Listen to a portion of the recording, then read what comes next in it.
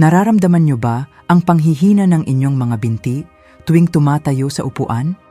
Hindi lang ito dahil sa pagtanda. May espesyal na pagkain sa inyong kusina na kayang magbalik ng inyong lakas sa loob lang ng 12 oras. Halina't alamin kung paano muling maging malakas at malaya sa bawat hakbang. Bahagi bilang isa, ang malaking pagkaputol ng koneksyon sa pagitan ng inyong utak at mga muskulo. Marami sa ating mga nakatatanda ang nag-aakala na ang panghihina ng binti ay dahil sa pagkawala ng mismong kalamnan. Ngunit, ang unang pagkakamali natin ay ang maniwala na patay na ang ating mga muskulo.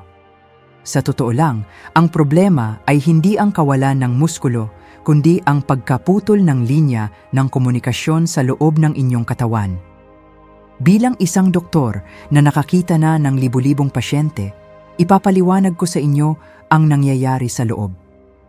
Ang ating mga motor neuron o ang mga kable ng kuryente na nagmumula sa inyong utak patungo sa inyong mga binti ay unti-unting napapagod habang tayo ay tumatanda.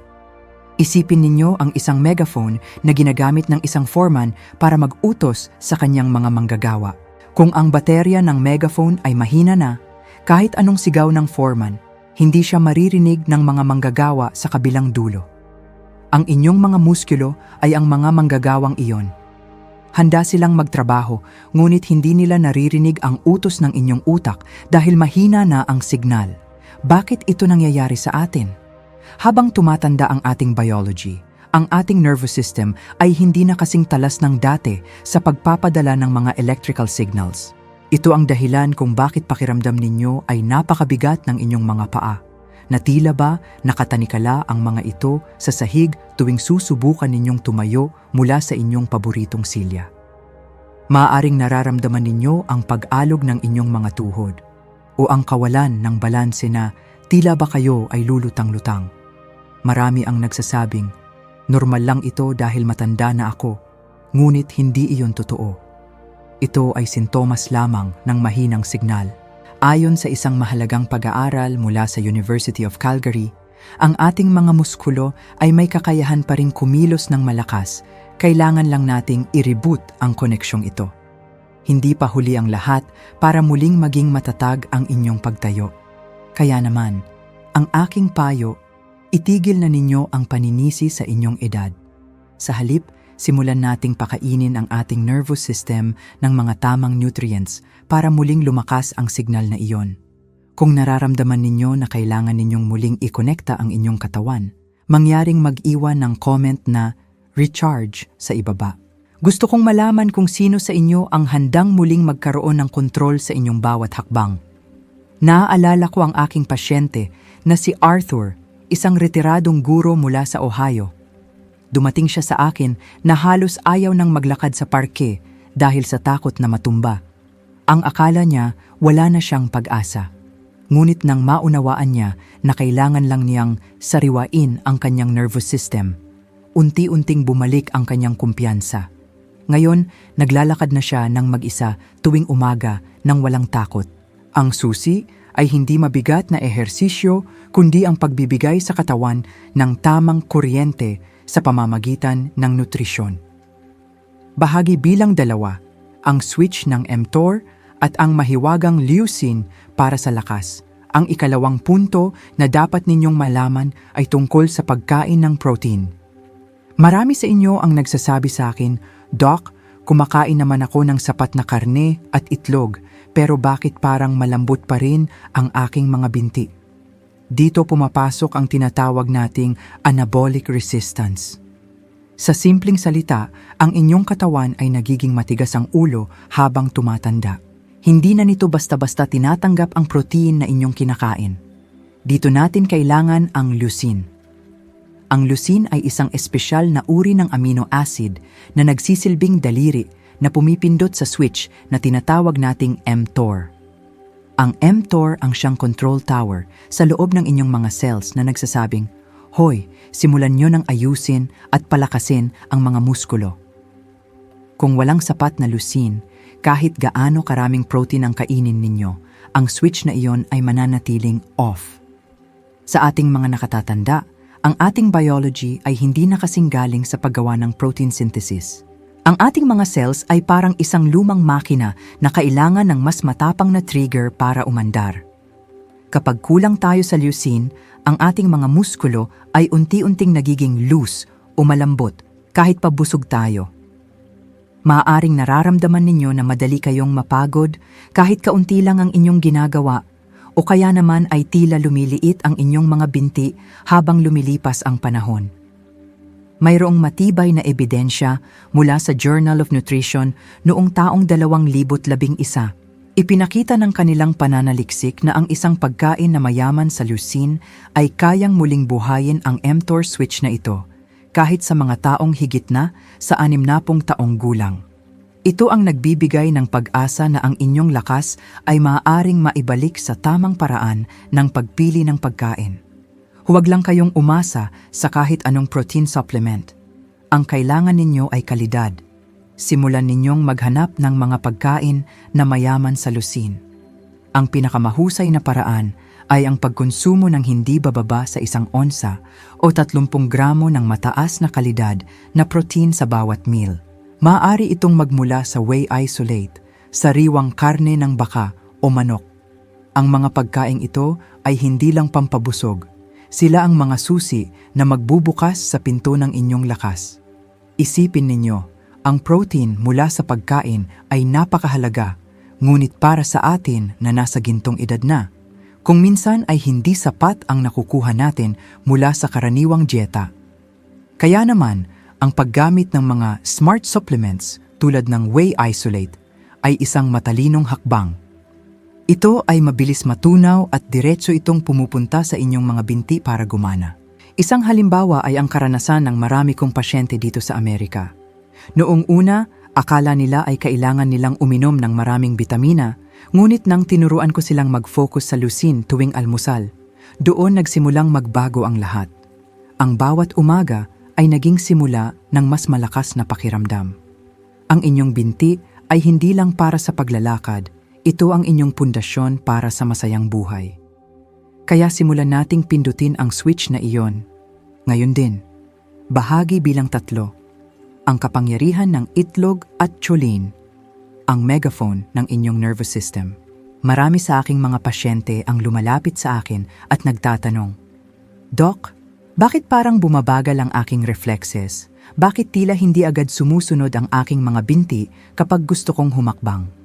Ang unang problema na madalas nating makita ay ang mabagal na reaksyon ng mga binti at ang lumalalang takot na baka tayo ay matumba. Hindi lang ito basta pagtanda, mga kaibigan. Ito ay isang seryosong senyales na ang inyong katawan ay naghahanap ng tulong. Sa pananaw ng medisina, ito ay dahil sa kakulangan ng acetylcholine. Isipin ninyo na ang acetylcholine ay ang mensahero o ang telegrama na nagdadala ng balita mula sa inyong utak patungo sa inyong mga muskulo. Kung wala ang mensaherong ito, ang utos na lumakad ka ay hindi nakakarating sa inyong mga binti. Kapag tayo ay tumatanda, ang ating biology ay nahihirapang gumawa ng sapat na acetylcholine. Ang mas malala pa rito, ang naging nasyonal na naitatala sa ating katawan ay bumabagsak sa pinakamababang antas nito sa oras na tayo ay bagong gising sa umaga. Ito ang dahilan kung bakit marami sa inyo ang nakakaranas ng pag-aalinlangan sa bawat hakbang pagbaba mula sa kama. Maaaring nararamdaman ninyo ang tila pag-alog ng inyong tuhod o ang pakiramdam na parang nawawala ang inyong balanse kapag kayo ay nasa hagdan. Ang mga sintomas na ito ng kakulangan ay nagpaparamdam sa inyo na tila hindi na ninyo kontrolado ang inyong sariling katawan. Ngunit maniwala kayo, mayroon tayong malakas na ebidensya mula sa pananaliksik noong taong 2000, T12 na nalathala sa Journal na Nutrients. Ayon sa pag-aaral, ang pagkain ng mga sangkap na mayaman sa choline ay mabilis na nakakapagpanumbalik sa kakayahan ng ating utak na magpadala ng signal sa mga binti sa loob lamang ng 6 hanggang 12 oras. Huwag kayong mabahala dahil ang solusyon ay nasa inyong refrigerator lamang. Ang itlog, partikular na ang pula nito, ang pinakamayamang natural na pinagkukunan ng choline. Ang pagkain ay hindi lamang pampabusog, Ito ay nagsisilbing gamot para sa inyong nervous system. Sa halip na umasa sa mga mamahaling supplements, ang 2 itlog sa umaga ay sapat na upang mabigyan ang inyong katawan ng kailangang lakas. Naaalala ko ang aking pasyente na si Mary. Siya ay isang masayahing lola na mahilig mag-alaga ng kanyang mga halaman. Ngunit dumating ang panahon na natatakot na siyang bumaba ng hagdan patungo sa kanyang hardin. Sabi niya sa akin, "Doc, parang hindi ko nakilala ang aking mga binti. Natatakot akong mahulog." Ngunit nang baguhin namin ang kanyang nakagawiang almusal at pinakain siya ng 2 itlog tuwing umaga, unti-unti niyang nabawi ang kanyang lakas. Pagkalipas ng ilang linggo, masigla na siyang nakakababa sa kanyang hardin nang walang takot. Kaya naman, ang aking mungkahi sa inyo ay simulan ang pagkain ng 2 buong itlog, 30 minuto pagkatapos ninyong magising. Ito ang pinakamabisang paraan upang i-reboot ang inyong signal sa binti. Kung kayo ay mahilig sa itlog tuwing almusal, mangyaring mag-iwan ng comment na eggs sa ibaba upang malaman ko kung sino sa inyo ang kasama ko sa simpleng hakbang na ito. Bahagi bilang 4, ang nitric oxide, HOS, ang pagdaloy ng dugo para sa lakas ng binti. Ngayon, dumako naman tayo sa ika-4 na bahagi. Marami sa inyo ang nagrereklamo sa akin tungkol sa pangangalay, pananakit o tila pamamanhid ng mga binti. Ang pakiramdam na tila ang inyong mga binti ay gawa sa mabigat na bakal. Ang ugat ng problemang ito ay ang kakulangan ng sapat na daloy ng dugo na nagdadala ng oxygen at sustansya sa inyong mga muskulo. Isipin ninyo ang isang voy-nook o garden hose sa inyong bakuran. Kapag ang hose ay may kink o nakatiklop, ang tubig ay hindi makakaagos ng maayos. Ang ating mga matchmao o blood vessels ay parang mga hose na yon. Habang tayo ay tumatanda, ang ating mga endothelium o ang dingding ng ating mga matchmao ay nagiging matigas at makipot. Dito natin kailangan ang nitric oxide. Ang nitric oxide ay isang natural na gas sa ating katawan na naguutos sa mga matchmao na bumuka ng malawak upang ang dugo ay malayang makaagos. Kapag kulang ang inyong katawan sa nitric oxide, ang inyong mga binti ay mabilis na napapagod kahit sa maikling lakad lamang. Maaaring nararamdaman ninyo ang tila pamimintig ng binti pagkatapos ninyong pumunta sa grocery store o kaya naman ay ang pagbigat ng inyong mga paa habang umaakyat sa hagdan. Ngunit mayroong kamanghamanghang balita mula sa isang pag-aaral noong taong 2015 sa Journal of Applied Physiology. Ipinakita rito na ang mga nakatatanda na uminom ng juice ng siyuden o beetroot ay nagkaroon ng malaking pagtaas sa lakas ng kanilang mga muskulo sa binti sa loob lamang ng ilang oras. Ang siyuden ay mayaman sa nitrate na ginagawang nitric oxide ng ating katawan. Ito ang magsisilbing pampaluwag sa nakatiklop na hose ng inyong mga matchmao. Sa halip na maghanap ng kung ano-anong synthetic na gamot, subukan ninyong uminom ng 8 hanggang 10 ounces ng beetroot juice, 70 minuto bago kayo magkaroon ng anumang aktibidad tulad ng paglalakad o pag-eehersisyo. Ang simpleng pagbabagong ito ay magdadala ng mas maraming oxygen sa inyong mga binti, na magbibigay sa inyo ng pakiramdam na kayo ay mas magaan at mas mabilis kumilos. Ang pagkain ay talagang makapangyarihan. Ang siyuden ay isa sa mga pinakamahusay na paraan upang protektahan ang inyong puso at bigyan ng bagong buhay ang inyong mga binti. Maniwala kayo sa akin, hindi ito milagro. Ito ay sadyang tamang paggamit ng biyaya ng kalikasan. Kung handa na kayong subukan ang kapangyarihan ng gulay na ito, mag-iwan ng comment na beets sa ibaba. Tandaan ninyo, ang inyong mga binti ang pundasyon ng inyong kalayaan. Huwag nating hayaan na ang simpleng kakulangan sa nutrisyon ang magpabagal sa inyong paglalakbay sa buhay. Sa pamamagitan ng itlog at siyuden, binibigyan ninyo ang inyong sarili ng pagkakataon na muling lumakad ng may dangal at lakas. Kayo ay mahalaga at ang inyong kalusugan ang inyong pinakamahalagang kayamanan. Isipin ninyo ang mga pasyente ko tulad ni Mary at Arthur, sila ay nagtagumpay at alam ko na kayo rin ay makakagawa nito. Tumayo tayo ng matatag, nang may tiwala sa ating sarili at nang may pag-asa sa bawat bagong umaga. Bahagi bilang 5, pagpatay sa apoy ng pamamaga gamit ang mga luntiang gulay. Sa aking mahabang panahon bilang doktor, madalas akong makakita ng mga pasyente na nagrereklamo ng matinding pagod sa binti kahit kapag kapapahinga lang nila. Marami sa inyo ang nakakaranas ng pakiramdam na parang laging mabigat ang mga paa. At tila ba wala kayong sapat na lakas kahit bagong gising pa lang kayo sa umaga.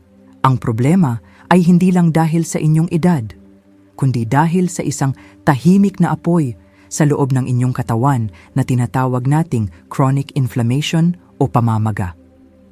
Ipaliwanag natin ito sa paraang medikal, ngunit madaling intindihin. Ang pamamaga na ito ay hindi tulad ng kapag kayo ay nadapa at namaga ang tuhod. Ito ay isang mabagal at lihim na proseso na sumisira sa inyong mga mitokondria o ang mga maliliit na planta ng enerhiya sa loob ng inyong mga cells. Kapag ang mga plantang ito ay nasira, hindi na makagawa ng sapat na enerhiya ang inyong mga binti para sa paggalaw. Ayon sa isang mahalagang pag-aaral noong taong 2020 na nalathala sa Journals of Gerontology, ang mataas na antas ng mga marker tulad ng C-reactive protein ay may direktang koneksyon sa pagliit ng mga muskulo sa ating mga nakatatanda. Isipin ninyo ang inyong katawan na tila isang lumang bahay. Ang pamamaga ay parang isang maliit na sunog sa loob ng mga pader. Hindi ninyo ito nakikita, pero unti-unti nitong tinutupok ang pundasyon ng bahay. Ang resulta? Panghihina ng kalamnan at hirap sa pagbalanse. Ngunit huwag kayong mawalan ng pag-asa dahil ang lunas ay nasa inyong produce drawer lamang.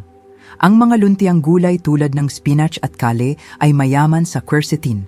Ito ay isang natural na sangkap na parang fire extinguisher na pumapatay sa apoy ng pamamaga.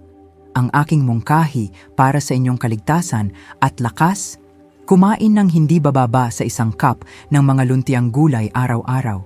At narito ang isang mahalagang sikreto, sabayan ninyo ito ng kaunting olive oil o avocado. Ang mga bitamina sa gulay ay mas mabilis na masisipsip ng inyong katawan kung may kasamang mabuting taba. Kung handa na kayong simulan ang paglilinis na ito sa inyong katawan, mangyaring mag-iwan ng comment na fresh sa ibaba. Ipakita natin na kaya nating patayin ang apoy na ito. Bahagi bilang 6, ang gintong oras ng nutrisyon o ang anabolic window. Bilang panghuli, pag-usapan natin ang isang karaniwang pagkakamali na ginagawa nating mga Amerikano. Madalas nating itambak ang lahat ng ating pagkain ng protein sa hapunan, tulad ng isang malaking steak o pork chop sa gabi. Ngunit alam nyo ba na ang inyong mga binti ay hindi nakukuha ang lahat ng sustansyang iyon kung itatambak nyo lang ito sa isang bagsakan? Sa pananaw ng agham, ang ating mga muskulo ay may limitasyon.